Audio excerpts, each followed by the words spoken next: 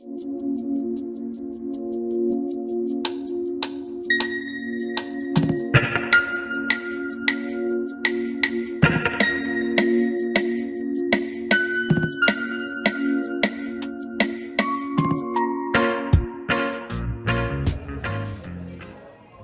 encontramos nuevamente en el bar El Cairo y vamos a iniciar este programa que hemos denominado Diálogos desde el Cairo, acá con la imagen de Damaso, preparado por el compañero integrante de la mesa. Vamos a saludar. Buenas tardes a todos, Néstor, ¿Cómo te va? Osvaldo, Jeremías y Jorge. Buenas tardes. Bueno, este nuevo programa que justamente comenzamos hace muy poquitos días, la primavera 2024, hemos titulado nosotros en la revista justamente que salió la semana anterior, la primavera libertaria, por todo lo que está sucediendo y vaya que hay que hablar. Así que bueno, vamos a comenzar con el ámbito de la provincia de Santa Fe, con el ámbito de los trabajadores. Vamos a ver con Jorge Palombo la situación, no solamente ya de los empleados estatales, como se los conoce, docentes de la administración central, municipales que han movilizado a la provincia de Santa Fe por esta nueva ley de previsión social que recorta ampliamente sus haberes, descuentos a los jubilados en sus recibos también, aportes extras solidarios a muchos sectores. Bueno, y en estos días más noticias del gobernador Collado embatiendo contra distintos sectores de empresas estatales, como son los de trabajadores de la EPE y de Aguas Santafesinas. Así que vamos, Jorge, con el análisis de lo que hay en el terreno gremial. Como vos bien decís, Sergio, hace ya 15 días se sancionó la reforma previsional que afecta ampliamente los derechos previsionales históricamente conseguidos por la movilización de los trabajadores del Estado de la provincia de Santa Fe. Esta sanción lo que hace, saca el 82% móvil, porque antes un trabajador con 30 años de servicio aporte se podía jubilar con el 82% móvil. Ahora quien no cumpla digamos, los 30 años de servicio de aporte se va a poder jubilar con el 72%. Para poder jubilarse, en el caso de llegar a los 30 años, va a tener que trabajar 3 años más. O sea que un trabajador que por ahí antes se jubilaba con 60 años, se tiene que jubilar con 63 años. Y a su vez, otra de las cosas, se declaró la emergencia previsional por 2 años, con la posibilidad de prorrogarla. Dejaron esa facultad al señor gobernador, el señor Pujol puede prorrogarla. E inclusive el tema de las retenciones, como bien vos decías, del anticipo de los títulos, hacia el sector no solamente activo, sino hacia el sector pasivo. Empezando por el 2%, la mínima de la provincia de Santa Fe está a 700.000 pesos, el 2% se eleva después al 4%, de acuerdo cuando se va elevando el monto que perciben los jubilados, y después en los montos más elevados el 6%. O sea que es un ajuste no solamente hacia el sector activo, sino hacia el sector pasivo. Y convengamos que también genera un inconveniente en cuanto se desempeñan las tareas, ya que se le sube la edad jubilatoria a los maestros y a los sectores también de la seguridad. Esto se dio en esta sanción en un marco de polémica y hubo represión en la legislatura hasta los trabajadores del Estado. En cuanto a polémica, porque fue una sanción polémica, porque sancionó en 20 minutos se sancionó esa ley. Sin debate por otra parte. Por otra parte, exactamente. Y me gustaría destacar que la que más tirada tuvo, no se puede decir que el campo nacional popular, que denunció rápidamente la represión y lo corrió al gobernador Maximiliano Pujaro diciendo que no tenía, dice, no hay recursos para mantener la caja, pero sí hay recursos para ciertos, sería la parte de la política comunicación de la provincia de Santa Fe, que fue la diputada Amalia Granata. La verdad que que tuvo una escritura, fue la más hábil, digamos, la que más se planteó, digamos, la oposición a la reforma previsional. Pero también otra cosa, como bien decía Germán Menor, en el marco de este alineamiento que está teniendo el gobierno provincial con las políticas del gobierno nacional, un nuevo embate hacia los trabajadores de empresas provinciales de energía, con el tema que dice que pueden, digamos, entrar cuando se jubila un trabajador, tienen derecho, digamos, si hay alguien de la familia, puede entrar. En una parte es así, pero en una parte no es así. Sí, hay que recordar, Jorge. Hay que recordar que eso también puede entrar gente que no esté vinculada a la empresa. Claro, surge de los convenios colectivos acordados con los patrones. Con el sindicato de luz y fuerza. A su vez tienen que estar capacitados el personal que cualquiera puede ir a rendir, hay una capacitación previa. Pero a mí me gustaría destacar la importancia, digamos, de tener una empresa de energía en poder del Estado. Que cuando las empresas en la década del 90 fueron privatizadas, no cumplieron esa función social y esa función en la importancia, digamos, de hacer obras. Las empresas privatizadas fracasaron totalmente porque no cumplieron los pliegos licitatorios. Fue un escándalo que no cumplieron con las obras que tenían pactadas, cosas que las empresas públicas han hecho. Y si hay cosas que modificar, que siempre sean en el marco del Estado. Lo mismo pasa con la empresa de agua. Cabe recordar lo que fue la escandalosa privatización de la década de los 90, donde, por ejemplo, las empresas no hicieron ni cloaca, ni cosa que la empresa pública sí ha hecho. Vuelvo a repetir, si hay algo que soluciona, tiene que ser en el marco del Estado. Recordemos que muchos de estos políticos se la pasan hablando de los países del primer mundo, el presidente, el gobernador. Recordemos, en los países del primer mundo los servicios básicos fundamentales están en poder del Estado. Además, hay que, ya que estamos en el tema comunicacional, recordar el cierre de muchas radios, el cierre del Canal 7, de recorte de distintas áreas. Es decir, se tocan actividades estratégicas del Estado donde los particulares privados no invierten porque hay poca densidad poblacional. Lo mismo ocurre con la tan cuestionada ahora Aerolíneas Argentinas que quieren desguazar. Sí, si vuelos... el privado invierte más. Y la ciudadanía argentina es la soberanía del Estado argentino sobre los cielos. Entonces es una cuestión importantísima porque además conecta al país y muchos hablan de los suelos que cobran los pilotos. Por ejemplo, los pilotos de la aerolínea europea cobran muchísimo más. Y además recordemos que España, Iberia no la privatiza, ahí Italia sigue teniendo el Estado italiano, British Airlines, y así podríamos nombrar.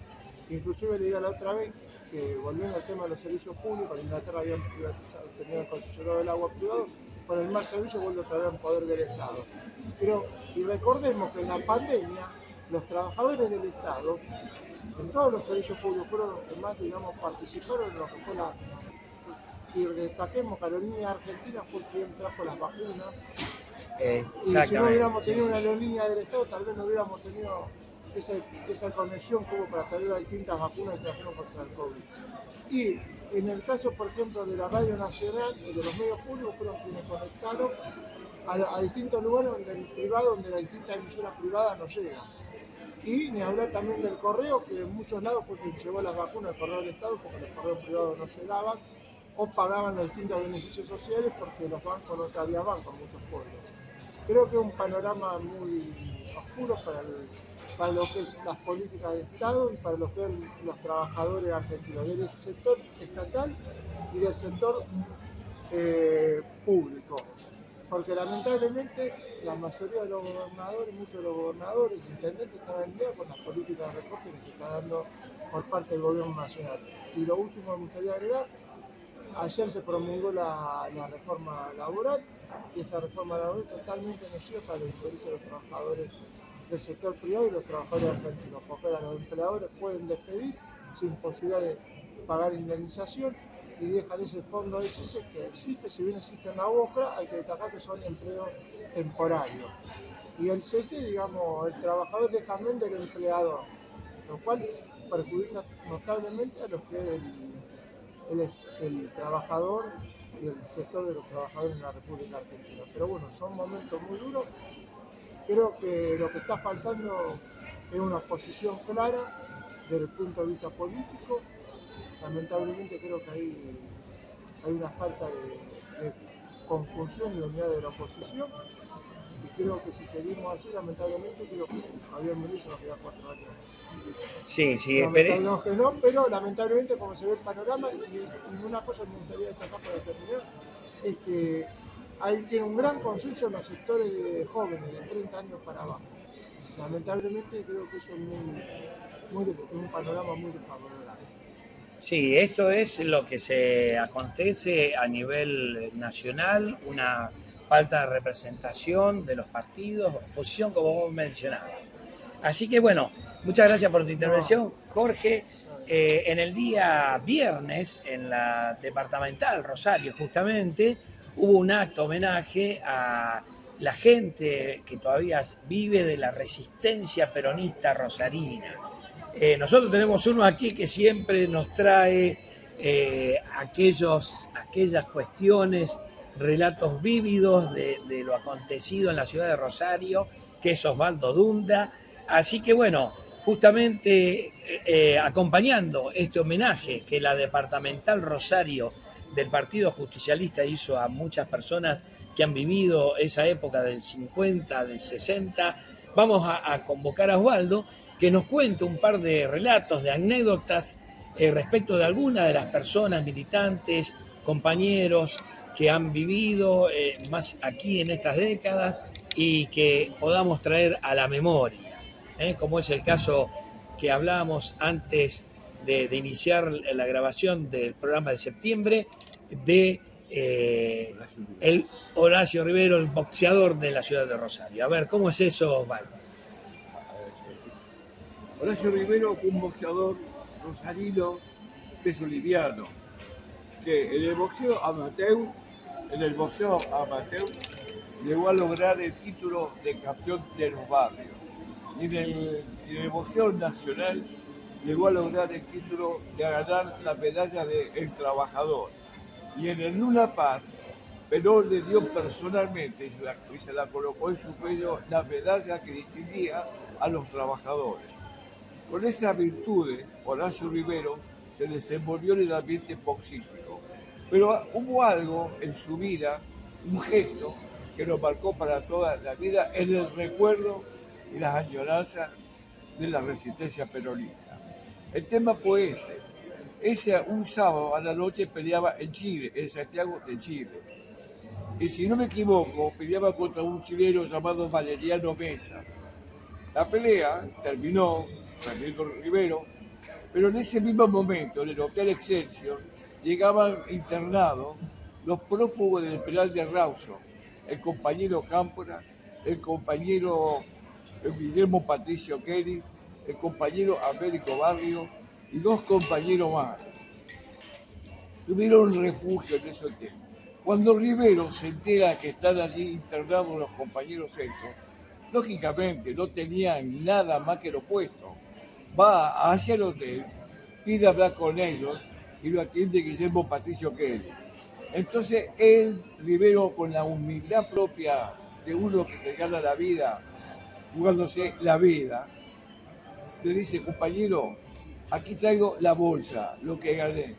Se lo dejo a ustedes, para que ustedes tengan por lo menos para comer. Para Guillermo Patricio Kelly, para Cámpora, para los compañeros que estaban ahí. Fue un momento de emoción. Que un hombre que se haya jugado la vida en un ring traiga lo que ganó y lo que le hacía falta para repartírselo a él. El general Perón tuvo un dicho siempre: compañero. Y Horacio Rivero se sintió compañero. Y compañero es una palabra con un sentido místico, porque significa compartir el pan. Compartir el pan lo hizo Cristo con los discípulos, compartió el pan. Él fue a compartir lo que con su sudor y fuerza pudo darle, todo lo que tenía. Cuando, en general, cuando pasan los años, en el año 90, Rivero, Solano, el periodista. Guillermo Patricio Kelly viene a Rosario, es atendido en un programa de NT8 dado por el animador Coglane, hacen una conexión con la casa de Rivero, Guillermo Patricio Kelly, para conversar y hacerle recordar aquellos momentos. Tengo que hacer notar que Rivero en ese instante estaba muy enfermo, su memoria fallaba, los golpes, los años hicieron de eso mella. Guillermo Patricio Kelly, cuando habla con él, a través del cable, le dice: negro, ¿te acordás cuando fuiste al Hotel Excelsior con la bolsa para hacer a nosotros? Lo que ganaste vos era para que pudiéramos nosotros. Siempre preguntamos por vos y siempre nos acordamos de vos. Cámpora, me dijo un día: tenemos que conversar con aquel muchacho, boxeador de Rosario, que tuvo el gesto, el gran gesto, cuando no se acercó nadie, de acercarse él con lo que había ganado. El peronismo se distinguió por eso, se distinguió por la palabra compañero, se distinguió por la palabra hacedora: estoy con vos, no te voy a abandonar, no te voy a dejar. En estos momentos que la patria se debate en el olvido, se debate en la ignorancia, se debate entre lo que es tuyo y lo que es tuyo es mío también, vale a considerar estos gestos que nos motivan para repetirlo nosotros y poder hacer entre todos la patria que soñó el general Perón y soñaron los grandes de antes, San Martín, Belgrano, Rosa. Por eso esta anécdota del compañero Rivero, y voy a dejar dónde vivía, por si alguno que lo escucha se puede acercar hacia la casa, que creo que no queda para nadie, pero para recordar a un hombre que se jugó todo por el peronismo: Fraga y Mendoza. Bueno, muchas gracias, Osvaldo, por traernos esta anécdota, esta actitud solidaria del boxeador para los compañeros que huían de la represión del penal de Rawson. Así que, bueno, muchas gracias por tu intervención. Vamos con Jeremías, que hoy nos ha traído una estatuilla preparada por él, es Tomasu. Y bueno, le vamos a pedir que nos explique un poquito, que hable sobre la cuestión del patrimonio cultural de los pueblos, justamente esto que él ha preparado, qué significado tiene para los pueblos de la Mesopotamia, y bueno, una cuestión tan importante como es la cultura y lo que hacen las personas. Muchas gracias. Sí, el tema del patrimonio cultural, más que nada en lo que viene siendo Irak y en la antigua Mesopotamia, se vio gravemente golpeado por distintos sucesos. Todo esto comenzó en el siglo XIX con Sir Bernard Grundy, uno de estos arqueólogos que lo que hacían era ir a las distintas ciudades que tienen increíble valor arqueológico para toda la civilización humana. Estamos en Mesopotámica, que básicamente tiene elementos increíblemente antiguos y muy valiosos. Estamos hablando del surgimiento de la escritura, del surgimiento de la rueda, de casi todos los elementos que componen los orígenes de la humanidad. Y bueno, estos arqueólogos lo que hacían era un trato colonialista y extremadamente desigual para los lugares a donde iban a recolectar, se quedaban con gran cantidad de estas riquezas. Estamos hablando de elementos fuego de Ur o estatuillas, tablillas de arcilla, de las primeras que hubo en la historia de la humanidad, y muchísimos otros elementos. Además de que, bueno, esto era dividido entre las distintas potencias, y debido a eso podemos ver que actualmente las colecciones más grandes de elementos mesopotámicos o elementos antiguos están fuera del propio Irak y fuera de los propios lugares de origen de estos elementos. Lo que traje ahora es una réplica hecha en una impresora 3D de un lamasu. El lamasu era una figura mitológica de la antigua Mesopotamia que simbolizaba la protección. Ellos creían que este elemento los protegía de las adversidades. Lo ponían en las entradas de los templos, en las entradas de los palacios y también en las entradas de las ciudades. Es una figura que combina varios elementos que dan la sensación de protección. Estamos hablando del cuerpo de un toro para reflejar la fortaleza y la fuerza, las alas para simbolizar su conexión con la divinidad, y una cabeza humana, siempre con barba, porque quería simular la sabiduría. Entonces siempre tenían una cabeza humana con barba para simular, y la corona también para la divinidad y la realeza. o dato de color, también a veces tenían la cara del regente de ese momento. También jugaban con las ilusiones ópticas, como podemos ver de frente parece que está quieto, pero de costado parece que está en movimiento. Mucha gente dice, no, pero tiene 6 patas. No, no tiene 6 patas, sino que ellos jugaban con las perspectivas. Fueron de los primeros en jugar con las perspectivas a la hora de estos elementos. ¿Por qué estoy hablando del Lamasu? Porque es una evidencia del daño al patrimonio cultural que estuvo viviendo en Irak y muchas otras culturas. El Lamasu fue robado de muchos templos, se puede encontrar en distintos museos del mundo, y los que se quedaron lamentablemente fueron destruidos por movimientos islámicos que tratan de borrar todo lo que viene al periodo preislámico para negar esa cultura. También pasó muchísimo con la invasión del 2003 en Irak, donde deliberadamente se destruían miles de estos elementos con el simple acto de querer borrar la historia, o se los robaban para venderlos o para meterlos en el mercado negro. Estamos hablando de que se hablan de 17.000 piezas y muchísimas más que nunca vamos a saber, entre los robos a los museos, las destrucciones y las excavaciones ilegales, que estuvieron muy de moda en ese periodo. Básicamente es para hablar un poco de la tragedia que representa esto. ¿Por qué? Porque estos elementos se aprenden muchísimo de estos elementos. No tan solo que es parte de la imagen y es parte de la cultura de esta gente, sino que también es parte de la historia. A través de estas tablillas de arcilla nosotros comprendimos la complejidad de esta civilización y qué tanto se sabía en esa época. Y todo eso ahora no lo vamos a saber más. ¿Y qué más nos hubiéramos dado cuenta? Y no lo vamos a dar cuenta nunca porque desaparecieron esos elementos. También para hablar un poco de que hubo un Lamasu en la Biblioteca Argentina aquí en Rosario, que también fue presa de una desaparición que no se sabe por qué.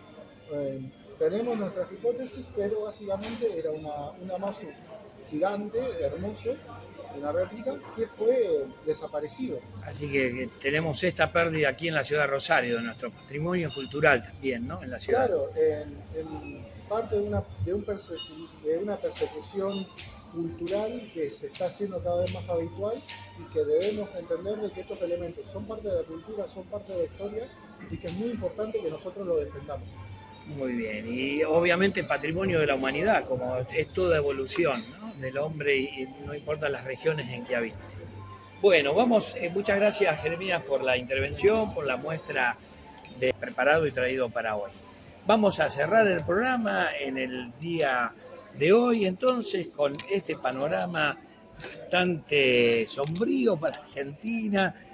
No hemos dado la espalda en el mundo, la situación nuevamente de nuestro presidente en discursos, la ONU semivacía, bueno, en fin, todo lo que toca a este muchacho obviamente retrocede en el tiempo, achica, ya no hay calificativo. Néstor, vamos a pedirte entonces una reflexión sobre los últimos acontecimientos, no solamente en nuestro país, que acabo de hacer mención, sino otros que quieras destacar para cerrar el programa.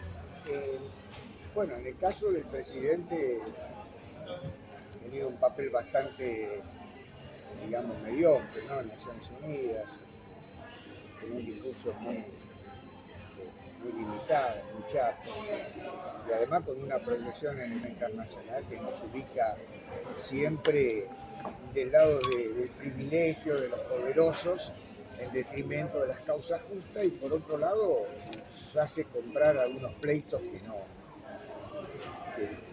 no deberíamos comprar, ¿no? Es decir, Argentina tiene que estar al margen de algunos conflictos internacionales, tomar distancia y no meterse en los conflictos.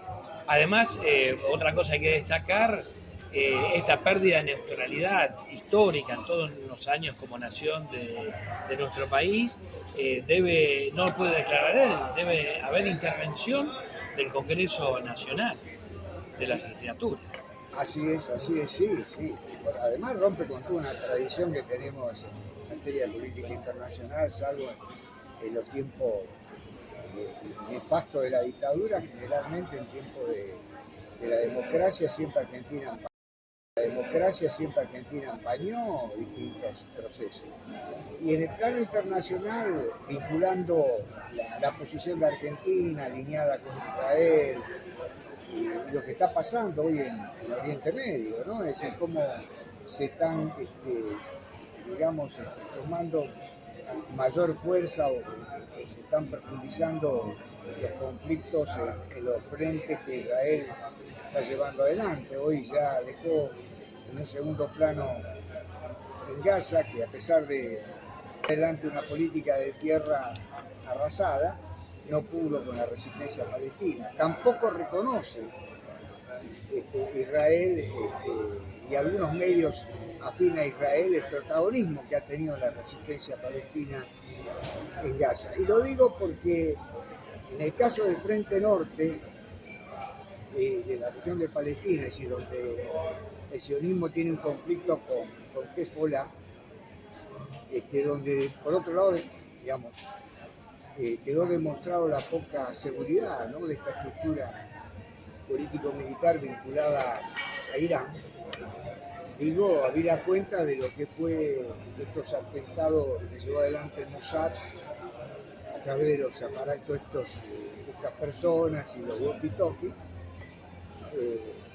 y además las ejecuciones desde diciembre, prácticamente desde octubre del año pasado hasta nuestros días, casi en un año de 8 comandantes de Hezbollah, la segunda línea prácticamente después de Nasrallah, que bueno, ahora también termina siendo asesinado, podemos decir martirizado, ¿no?, por la metralla israelí. Pero que muestra, reitero, en el caso de Hezbollah falla en el tema de la seguridad, y por otro lado también demuestra que Israel está marcando la agenda de los acontecimientos, ¿no? Israel cuando quiere ejecuta, cuando le interesa deja un tiempo en movimiento a sus enemigos. Yo lo decía en un comentario la vez pasada en un medio que en el caso de Hezbollah era como digamos que Israel le estaba perdonando la vida, ¿no? Lo dije unos días antes. Y esto afirmando un poco la política que está llevando Israel en un frente donde, bueno, ha mostrado hoy en una profundidad estratégica dentro del territorio del Líbano, con una, digamos, terrible diáspora en el sur del Líbano. Más de 100.000 personas han debido emigrar hacia el norte, algunos se fueron a Siria. Israel está buscando también con esta operación lograr que los ciudadanos del Estado, o si te parece, Estado artificial de Israel, vuelvan a la región del norte de Palestina ocupada, lo que es Kiryat Shimona, la región lindante a Kiryat Shimona, y con esta política de arremetida pretende, por un lado, lograr doblarle el brazo a Hezbollah, que está llevando una lucha de dos frentes, ¿no? Por un lado contra Israel y por otro lado en la crisis interna del Líbano. El Líbano no está muy bien desde el punto de vista político, económico, social, hay mucha inestabilidad. Y parte de esta situación, de esta crisis, es Hezbollah, porque co-gobierna en el Líbano y además influye en la salida y en las determinaciones importantes dentro del escenario libanés. Esto hace de que un sector importante de la población vea ya con mal humor, ¿no?, el accionar de Hezbollah, que es una estructura paralela al Estado libanés. Por otro lado, Irán, que es el aliado de Hezbollah, promete vengar a sus caídos fundamentalmente a Ismail Haniyeh, que era el líder de Hamas, muerto en territorio iraní, pero promesas que nunca llegan, y esto envalentona mucho más al Estado sionista. Es decir, esas promesas incumplidas es que el Estado sionista profundice esta arremetida, ¿no? Y decía al principio que en el caso de Hezbollah estaba leyendo los diarios de los medios, o los medios israelíes en general, diarios, y estaba viendo algunos medios digitales, es decir, diarios que tienen su espacio digital y otros medios, otros programas de la televisión israelí, donde hay una especie de homenaje a Hezbollah, hay un reconocimiento, ¿no? Y esto me llama la atención, no solamente de Hezbollah, sino también de Nasrallah, que fue el único que le presentó realmente batalla a Israel. Y la verdad que esto, cuando, digamos, dice el refrán nuestro, cuando la limosna es grande hasta el centro de cumplir.